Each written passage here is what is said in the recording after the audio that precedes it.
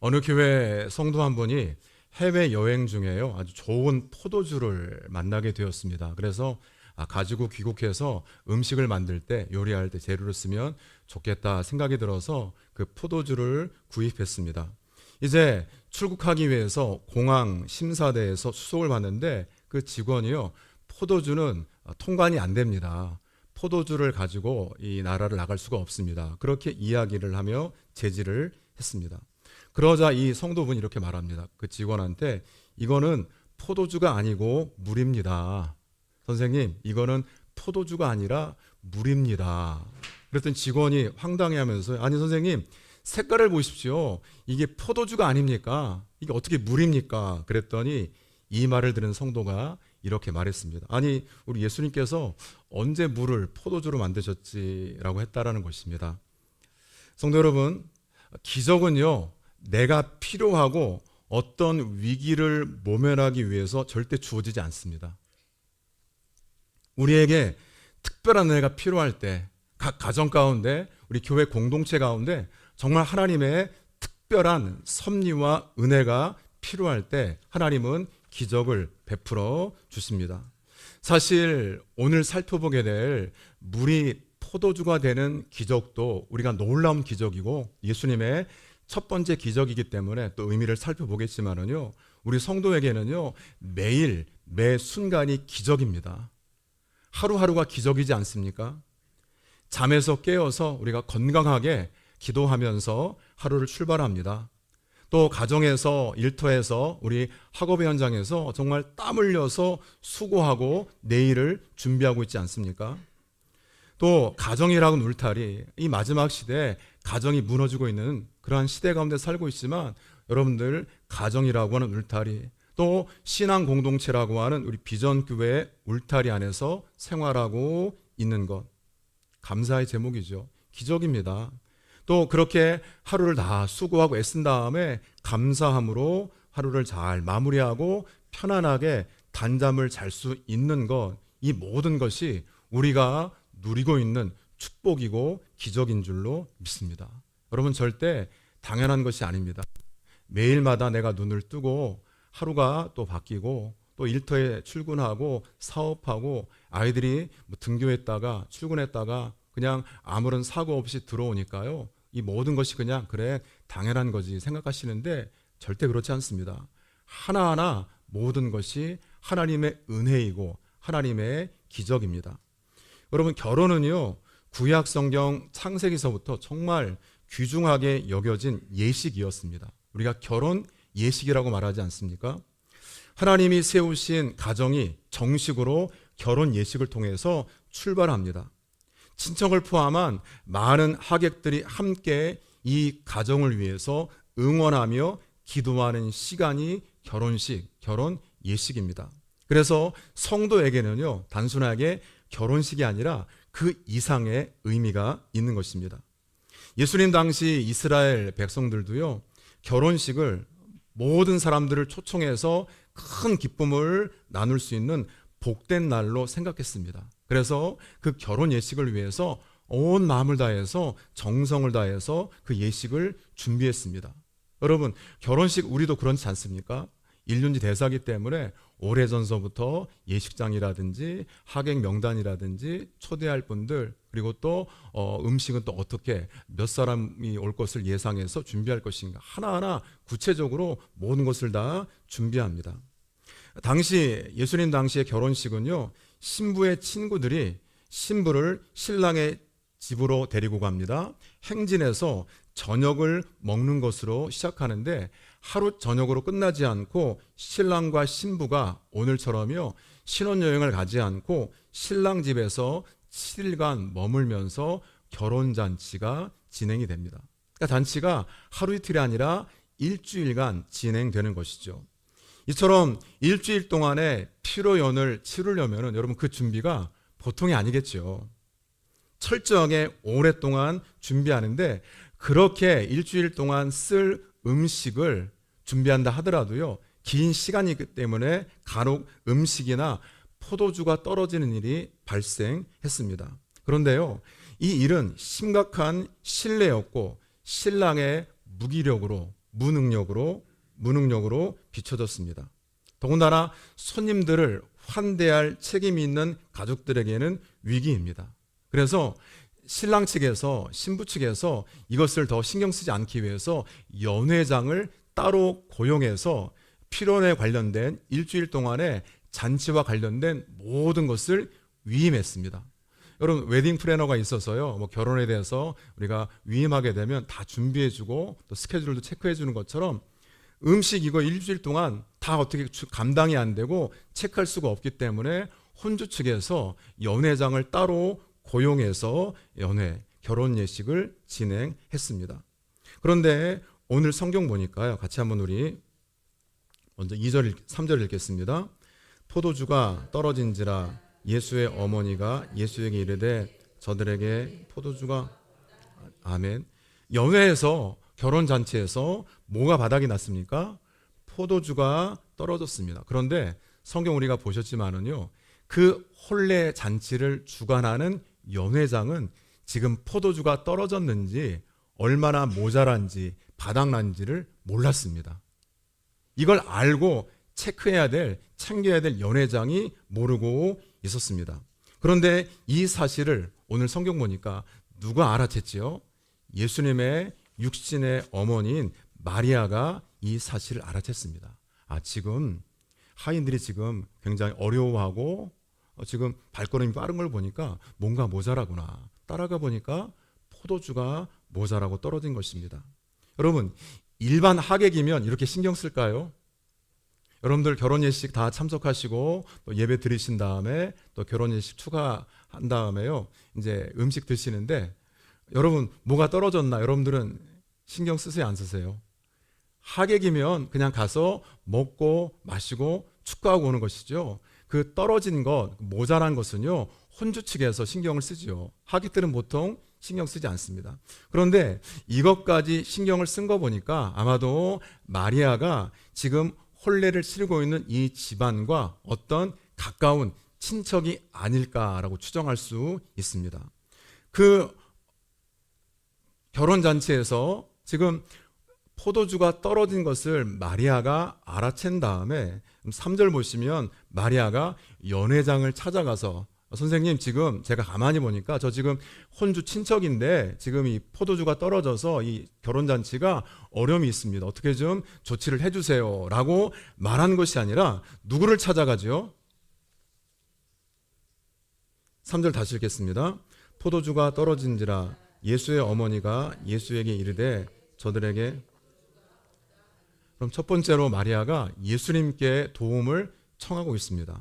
아니, 포도주가 떨어졌으면 음식 코너에 여러분 고기라든지요, 즉석 요리가 떨어졌으면 담당 직원에게 여기 떨어졌으니까 채워주세요 말을 해야 되는데 잔치를 주관하는 연회장이나 그 음식 담당하는, 포도주를 담당하는 직원이나 종을 찾는 것이 아니라 왜 마리아는 예수님께 도움을 청했을까요?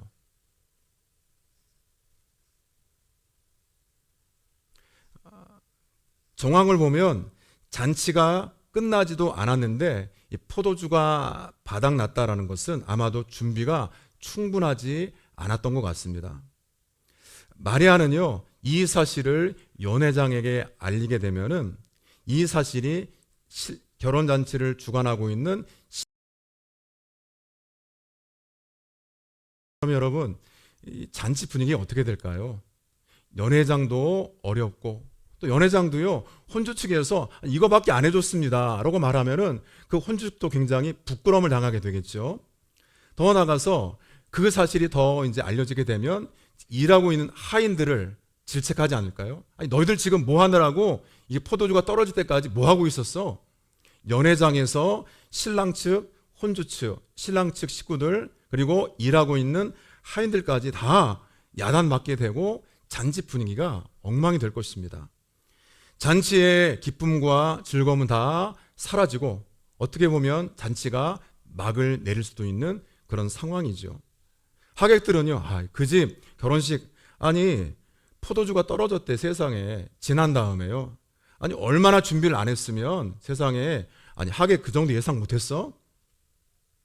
그리고 한 달 뒤에 일입니다. 예를 들어서 가나의 혼인잔치, 그 근방에 또 다른 혼인잔치가 있었습니다. 그러면은 결혼식에 참석한 사람들이, 아, 여기는 음식이 풍성하네. 지난달에 그 가나에 그 집 가보니까 세상에 하객들은 많이 왔는데 준비가 덜 돼가지고 준비가 안 돼서, 아유, 포도주가 떨어졌어. 아, 이 집은 준비 잘했네. 신랑 신부 잘 살겠네. 그런 말 하지 않을까요? 여러분, 문제를 해결하기 위해서 사람에게 도움을 구할 때 오히려 그 문제가 더 확대되고 부정적인 양상으로 확산될 때가 있습니다. 여러분, 잘 생각해 보세요. 문제를 그리고 만날 때요, 그 사람이 정말 의지하고 있는 대상이 누군가 드러납니다. 문제를 해결하기 위해서 당장 사람 찾아가게 되면 채워줄 수 있겠지만, 오히려 사람을 찾아가서 도움을 구했을 때 오히려 그 문제가 일파만파 확대가 되고 부정적인 여론으로 확산될 때가 있습니다. 그리고 정말 오늘 이 시대에도 문제를 만났을 때 그 사람이 정말 누구를 의지하는가가 드러나게 되어 있습니다. 지금 마리아는 문제를 만났을 때 누구를 의지하고 있죠? 예수님을 의지하고 있습니다. 연회장 아닙니다. 종들 아니죠. 이 부족함의 결핍의 문제를 해결할 분은 예수님밖에 없다라고 생각했습니다. 왜냐하면 예수님은 하나님의 아들이시기 때문에 그렇습니다. 부족과 결핍, 어떤 문제라도 해결할 수 있는 능력이 있는 분은 하나님의 아들이심을 마리아는 믿고 예수님께 도움을 청했습니다. 오늘로 말하면 문제 만났을 때 그 문제 가지고 교회 나와서 기도했다, 그런 뜻이죠. 이렇게 말합니다. 예수님께서는 마리아가 저들에게 포도주가 없습니다. 이 말은 오늘로 말하면 기도입니다. 포도주가 없습니다. 이 문제를 좀 해결해 주세요 라고 하는 기도로 우리가 읽을 수가 있습니다. 현재 처해 있는 위기 상황을요, 그런 있는 그대로 하나님께 올려드리는 게 기도 아니겠습니까? 하나님, 지금 저희 가정 가운데 경제적인 어려움이 있습니다. 하나님께서 물질을 주관하시고 저 광야에서도 이스라엘 백성들에게 매일 새벽마다 만나주시고 또 그들의 고기를 먹고 싶다고 했을 때 메추라기 떼를 보내셔서 광야 지면 1m 이상 메추라기에 쌓일 정도로 하나님께서 먹이셨는데, 주님, 저희가 땀 흘려 수고합니다. 하나님 공급하시고 채워주옵소서. 하나님, 지금 누가 아픕니다. 하나님 고쳐주세요. 또 우리가 좀 기도의 제목을 넓히면은요, 교회를 위해서 저 이스라엘 팔레스틴의 전쟁이 그치기를, 현재 처해 있는 위기 상황을 있는 그대로 하나님께 말씀을 드리고 도움을 구하는 것이 기도입니다. 마리아는요, 인생의 어려운 자리, 어떻게 보면 친척이면 더 마음이 급할 수 있습니다. 그런데 인생의 어려운 자리, 문제의 한복판에서 주님을 기억했습니다. 여러분, 문제 만나면은요, 혼비백산해서 성도라 할지라도 믿음과 신앙을 잊어버립니다. 잃어버릴 때도 있습니다. 마리아는 그런 어려운 자리에서, 문제 한복판에서 주님을 기억했습니다. 아, 여기 예수님이 계시지. 아, 기도해야지. 여러분, 한 주간 주님을 얼마나 기억하셨습니까? 아, 우리 가정에 사업을 준비하는데 지금 우리 사업에, 우리 직장에, 아, 예수님이 계시지. 기도해야지. 주님을 기억했을 뿐만 아니라 주님께서 모든 일의 주인 되심을 인정했습니다. 그래서 기도한 것입니다. 주님이 해결하실 것을 믿었기에 기도했죠. 잠언 3장 6절에 보면 너는 범사의 그를 인정하라. 어떤 특별한 일만, 좋을 때만, 잘 될 때뿐만 아니라 범사에 누구를 인정하라고요? 하나님을, 주님을 인정하라. 그래야면 내 길을 지도하시리라 라고 말씀하십니다. 그럼 다른 번역을 보니까요, 무슨 일을 하든 어디로 가든 하나님의 음성에 귀를 기울이라. 그분께서 내 길을 바르게 인도하실 것입니다 라는 뜻입니다. 지금 마리아는 예수님의 음성에 귀를 기울이기 위해서 어떻게 말씀하실까, 어떻게 역사하실까 기대하는 마음을 가지고 지금 문제 한복판에서 예수님을 기억하고 예수님께 기도했습니다. 여러분, 오늘 마리아는요, 오늘을 사는 이 그리스도인들이 어떻게 문제를 처리할 것인가, 문제 처리법을 우리에게 잘 보여주고 있습니다. 여러분, 문제 앞에 너무 두려워하지 마시고, 너무 떨지 마시고, 포기하지 마시고, 주님을 기억하시고 기도하시는 비전교회 성도 되시기를 주님의 이름으로 축복합니다. 4절 한번 같이 읽겠습니다. 4절입니다. 그래서 여자여 나와 무슨 상관이 있나이까. 아멘. 여기서 여러분, 여자여라는 것은요, 잘못된 표현이 아닙니다. 존칭의 표현이라고 이해하시면 됩니다. 여자여, 어머니, 육신의 어머니죠.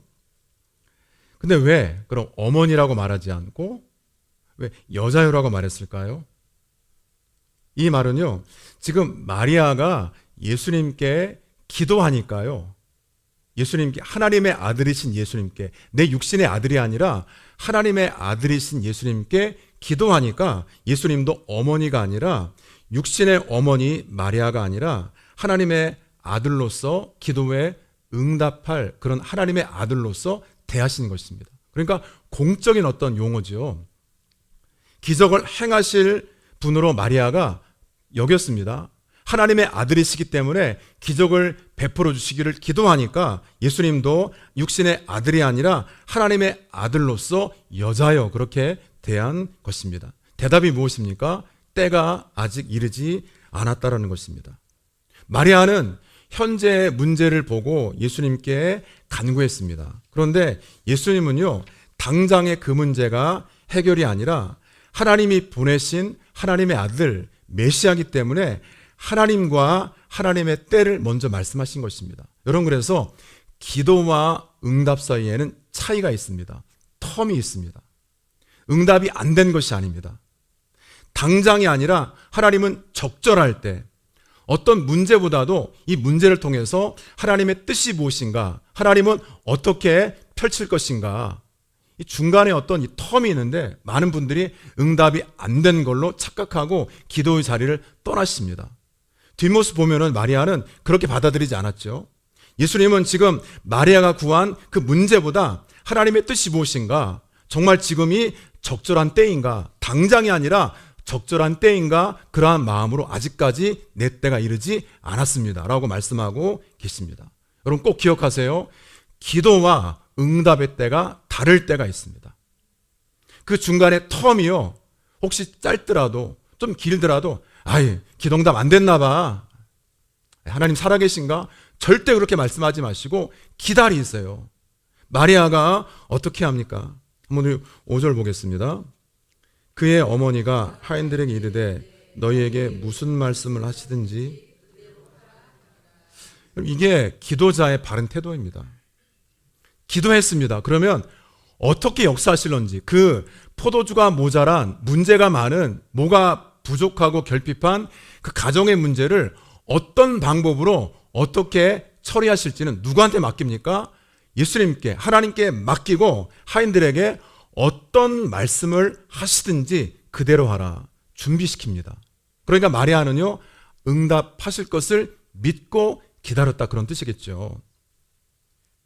예수님은 육신의 어머니 마리아의 때에 따라 움직이지 않고 하나님의 때에 따라 움직이십니다. 지금도 하나님은요, 여러분, 우리가 기도할 때 얼마나 애타요, 간절하죠. 하루빨리 응답돼야 되는데 우리의 때가 아니라 하나님의 때에 움직이십니다. 당장이 아니라 적절할 때 우리에게 다가오시고 응답의 손길을 펼치실 줄로 믿습니다. 그래서 우리가 기도한 다음에 우리에게 필요한 자세는 무슨 말씀을 하시든지 그대로 하라. 하나님 어떻게 하실런지 저는 제가 계산하거나 제 이성으로, 제 머리로 재현하지 않고 하나님께서 하시도록 저는 제 마음을 비우고 제가 준비하며 기다리며 역사를 보겠습니다. 그런 마음으로 기다림이 필요한 것이죠. 여러분, 간구하는 것, 기도하는 것은 성도가 해야 될 마땅한 일입니다. 그런데 기적의 방향은, 기적의 시간은 주님께 맡기시기 바랍니다. 기적의 방향을요, 기적의 모양을 우리가 정해서는 안 되겠죠.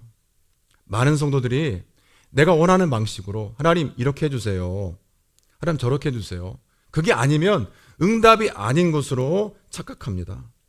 마리아는 문제 속에서 예수님을 기억하고 기도했을 뿐만 아니라 그 응답의 방법까지도 예수님께 맡긴 신실한 성도였습니다. 왜냐하면 예수님의 문제 해결 방법이 내가 원하는 때보다 가장 합당하고 적절하고 훨씬 더 효율적인 것을 알았기 때문이죠.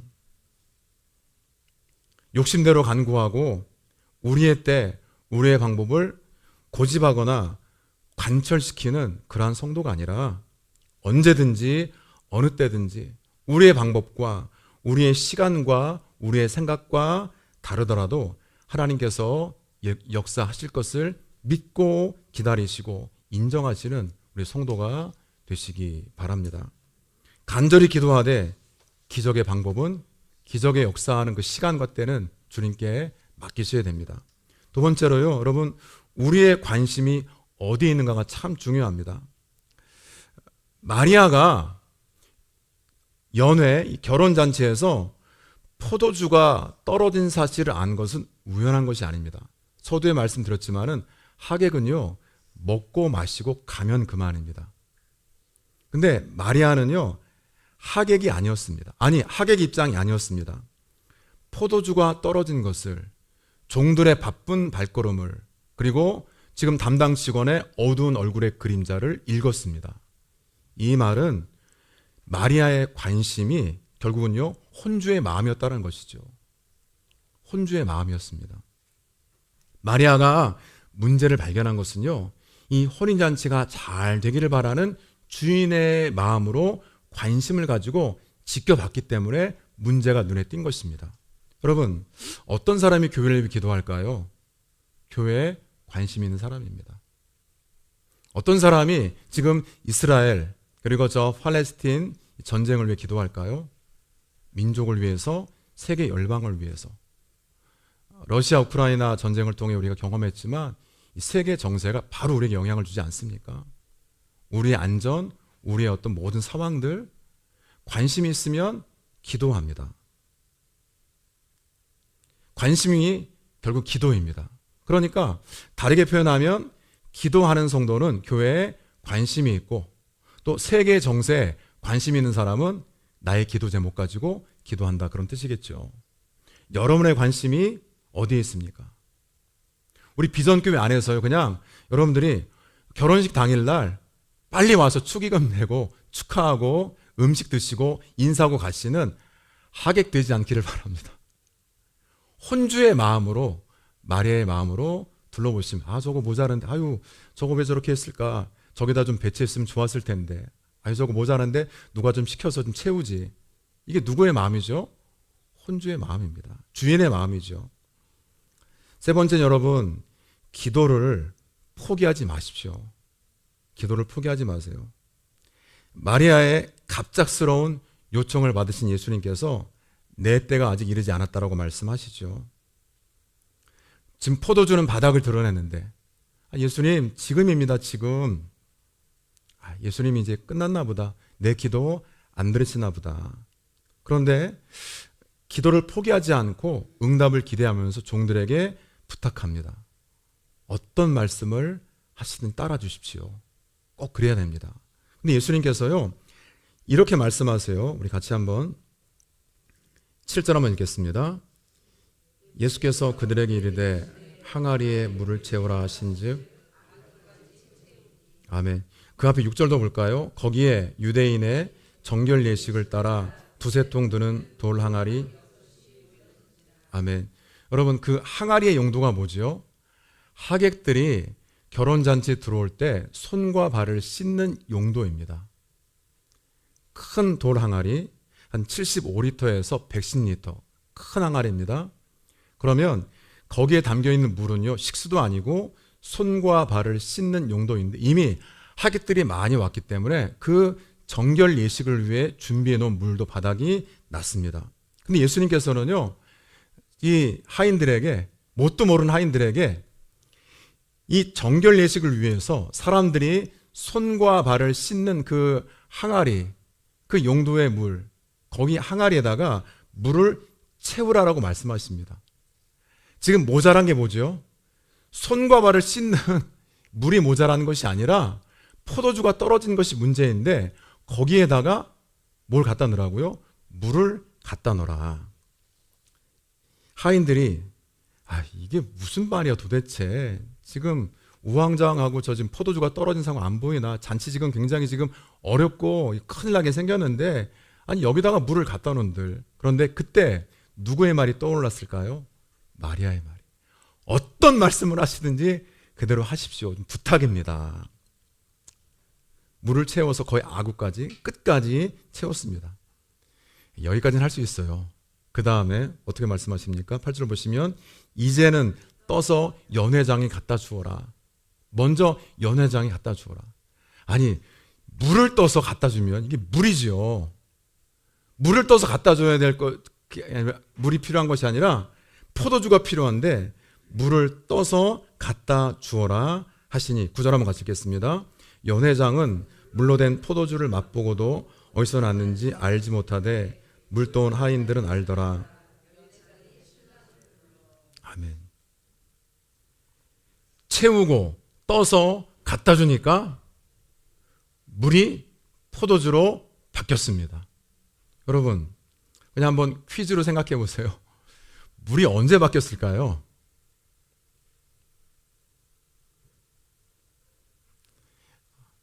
대답 안 하시면 설교 길어집니다. 물이 언제 바뀌었을까요? 여러분, 하인들이 그 정결 예식을 위한 돌 항아리에 물을 부을 때 바뀌었으면 와! 포도주네! 성경 기록이 되어 있겠죠. 그때 안 바뀌었을 것 같아요. 그 다음에 물을 떠서 가는 중에 이게 아직까지 이게 무슨 의미가 있나? 어느 때 바뀌었을까요? 글쎄요, 이거 성경 없기 때문에 우리가 함부로 말할 건 아니겠지만 하인들이 물을 떠서 갖다 주었을 때 아니겠습니까? 결국은 순종했을 때, 하나님 말씀에 순종했을 때 물이 포도주로 바뀌게 된 것입니다. 여러분, 혼인잔치에 포도주가 부족한 것은 오늘 우리의 인생이랑 똑같습니다. 다 부족합니다. 건강도 부족하고 때론 물질도 부족하고 지혜도 부족하고요.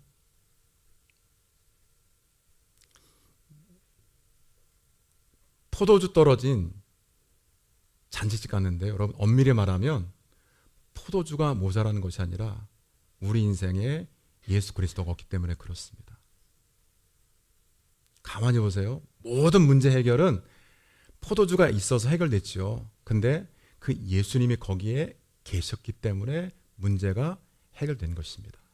그러면 우리 인생의 결핍, 부족, 문제, 이 모든 것, 포도주가 떨어진 혼인잔치가 같은데 거기에서 필요한 것은 포도주를 보충하는 것이 아니라 그 모든 문제를 해결하실 예수 그리스도가 계셔야 됩니다.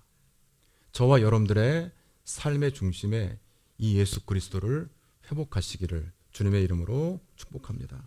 여러분, 하나님이 하시는 일을 본 사람들이 어떤 사람들이죠? 연회장 몰랐습니다. 하인들입니다. 말씀에 순종해서 그 정결 예식을 위한 항아리에 물을 채우고 떠서 갖다 주었던 그 사람들만이 세상에 이런 일이 뒤에서 연회장은 떨어졌는지 아무것도 몰랐는데요. 순종한 사람만이 하나님의 일을 경험하게 됩니다. 우리 마태복음 21장 28절에서 32절에 보게 되면은 두 형제 비유가 나옵니다.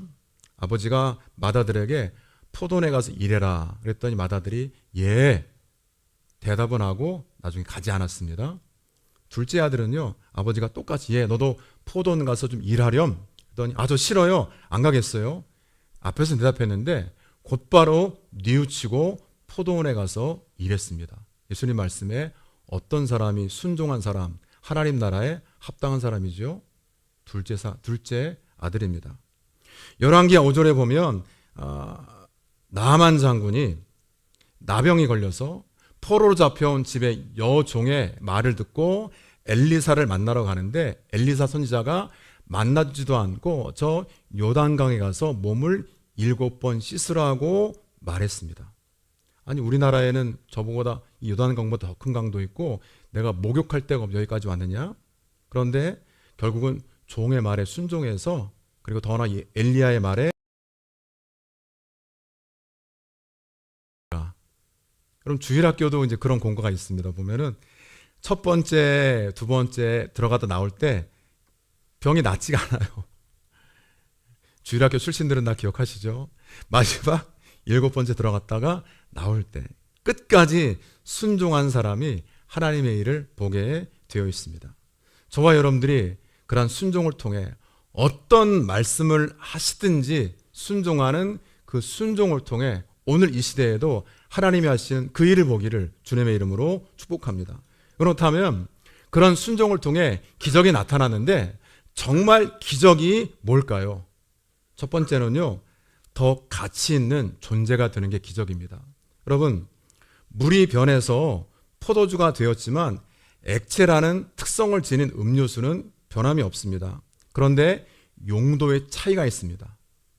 발 씻을 물에서 손을 씻는 물에서 혼인잔치의 모든 하객들을 대접하는 극상품의 포도주가 된 것입니다. 여러분, 우리가 예수 믿는다라고 해서 저와 여러분들의 외모가 바뀌는 것 절대 아닙니다. 갑자기요, 하루아침에 유명인사가 되는 것도 아닙니다. 예수 믿을 때 인생의 의미를 알게 되고 인생의 주인이 누구인지를 알게 되어서 우리 인생의 목적지, 인생의 가치가 달라지게 됩니다. 그래서 똑같은 세상 살아가지만 가치가 다르기 때문에 가야 될 목적지가 다르기 때문에 우리의 시간과 우리의 건강과 우리의 물질, 우리 모든 것을 함부로 쓸 수 없는 것입니다. 대문 입구에서 사람들의 손과 발을 씻는 용도의 물이 잔칫집에서 최고로 칭찬을 듣는 그러한 극상품의 포도주가 된 게 기적이죠. 베드로 갈릴리 어부에서 복음을 전하는 수제자가 되었습니다. 바울 교만하고 사람들을 예수 믿는 사람들을 잡아다가 죽였던 그런 사람들이지만 나는 죄인 중에 괴수입니다. 예수님 만난 다음에 겸손하게 신약 성경의 반을 기록하고 세계 선교를 쓰임받는 가치 있는 인생이 된 것. 이게 기적 아니겠습니까? 여러분, 예수 믿어서 여기 있는 것이 기적입니다. 더 가치 있는 존재가 된 것이 기적이죠. 두 번째로 여러분, 시간이 흐를수록 더 좋은 맛을 내는 게 기적입니다. 잔치집에 오늘 이 연회장이 많은 것처럼요, 처음에는 좋은 포도주를 내다가 시간이 지나고 사람들이 이제 그 음식에 신경 쓰지 않으면 좀 질이 떨어지는 포도주를 내는 게 세상인데 이 집은 어떻게 갈수록 더 좋은 포도주가 나오느냐. 여러분 지금이야 그런 일들이 많이 없죠. 이렇게 박스로 여러분들이 과일이나 고구마를 구입하시게 되면은 다 그렇다는 게 아니에요. 여러분. 간혹 이제 보면은 위에는 크고 좋은데 밑에 내려가면 다 경험하셨나요? 밑에는 크기가 작고요. 혹시 다 그렇다는 게 아닙니다. 오해하지 마세요. 유튜브 듣는 분들도. 그게 세상이라는 거죠. 근데 이 집에서는 어떻게 갈수록 더 좋은 것이 나오느냐. 여러분, 세상 일은요, 시간이 지나면 다 흥미를 잃습니다. 아무리 좋은 음식, 좋은 뷔페 여러분 연속으로 한번 가보세요. 10번, 20번 드셔보면 몇 번 입으면 새 옷 아닙니다. 차도 마찬가지죠. 처음에 신차 그러나 시간 지나고 긁히고 사고나 좀 부딪히고 그러면은요, 오래가지 못합니다. 그 기쁨이요. 그런데 주님과 동행하는 기쁨은 날마다 새롭습니다. 이게 기적입니다. 매일마다 똑같은 우리의 가정, 우리의 삶의 모습이지만 그 가운데 주님과 동행하면서 매일마다 시간이 흐를수록 더 큰 기쁨을 맛보는 것. 어려운 세상 속에서도 하나님의 손을 꼭 붙들고 가기 때문에 기쁨이 더 증가되고 예수 믿는 사람으로서 세상을 향해서 더 좋은 맛을 내는 것이 기적입니다. 여러분, 그러한 기적을 경험하시는 믿음의 성도 되시기를 주님의 이름으로 축복합니다. 그러면은요, 왜 첫 번째 표적이 혼인잔치였을까요? 죽은 자를 살리시고 그리고 오병의 기적도 있죠. 그런데 왜 이 요한의 복음은, 요한 사도는요, 첫 번째 기적이라고 강조하고 있을까요? 여러분, 예수님께서 이 세상에 왜 오셨죠? 우리 모두의 죄의 문제를 해결하러 오셨습니다. 나로 말미암지 않고는 아버지께로 갈 자가 없다라고 말씀하셨습니다. 하나님과의 깨어진 관계를 회복하기 위해서 하나님께서 구약시대부터 예언자 선지자를 많이 보내셨지만 귀를 닫습니다. 최후의 방법으로 독생자 예수님을 보내셨습니다. 그래서 깨어진 관계, 신랑 신부가 하나가 되는 것처럼, 여러분이 성경에서요, 어린 양의 혼인잔치, 우리가 뭐죠? 우리 주님은 신랑이시고 우리는 신부라고 말씀하지 않습니까? 혼인잔치를 통해서 혼인잔치의 모자람과 어려움이 예수님 때문에 회복된 것처럼 하나님과 우리의 깨어진 관계를 회복시키기 위해서 이 땅에 어린 양으로 십자가에 죽으시기 위해서 오셨다라는 것을, 어린 양의 혼인잔치에 우리를 초대하기 위해서 오신 것을 결혼잔치를 통해 보여주고 계십니다. 그리고 여러분, 요한복음에서는요, 이 모든 예수님의 기적을 이렇게 말하고 있습니다. 11절 한번 같이 읽겠습니다. 예수께서 이 첫 표적을 갈릴리 가나에서 행하여 그의 영광을, 아멘. 왜 표적일까요? 표적은 사인입니다. 교통 표지판, 신호지요. 여러분, 그 표지판 자체가 목적이 아니라 그 표지판은 하남시청 방향으로 그리고 이마트 방향으로 안내합니다. 그런 것처럼 이 표적은요, 기적 자체가 목적이 아니라 이 기적을 통해서 예수 그리스도가 하나님의 아들이심을 보여주는 것입니다. 하나님의 아들이심을 믿게 하는 것입니다. 1절 한번 같이 보겠습니다. 마지막으로, 사흘째 되던 날 갈릴리 가나에 혼례가 있어 예수의 어머니도, 한번 따라할까요? 사흘째 되던 날. 여러분, 앞장 요한복음 1장에 보면은요, 예수님께서 빌립, 안드레, 나다나엘, 베드로를 주님의 제자로 부르셨습니다. 그 사건이 있은 다음에 사흘째 되던 날, 예수님께 처음 부름 받았는데 이분이 하나님의 아들이야 고백했지만 잘 믿기지가 않습니다. 믿어지지가 않습니다. 그러니까 이 기적을 통해서 11절 보시면, 그렇게 부름받은 제자가 예수님을 어떻게 해요? 믿으니라.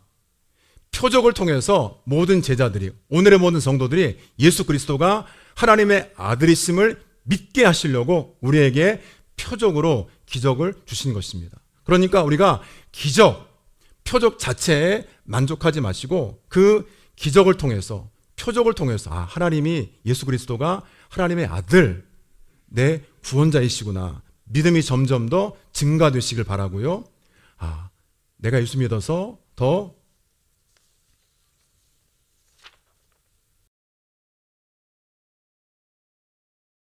시간이 흐를수록 좋은 맛을 내는 성도가 되게 하신 것에 감사하시면서, 그렇게 제자들을 믿게 하신 것처럼 오늘도 주님, 제가 더 믿음이 증가되고 믿음이 흔들리지 않기 위해서 하나님의 섭리와 하나님의 뜻 가운데 표적을 경험하며 기적을 경험하는 성도 되게 주옵소서.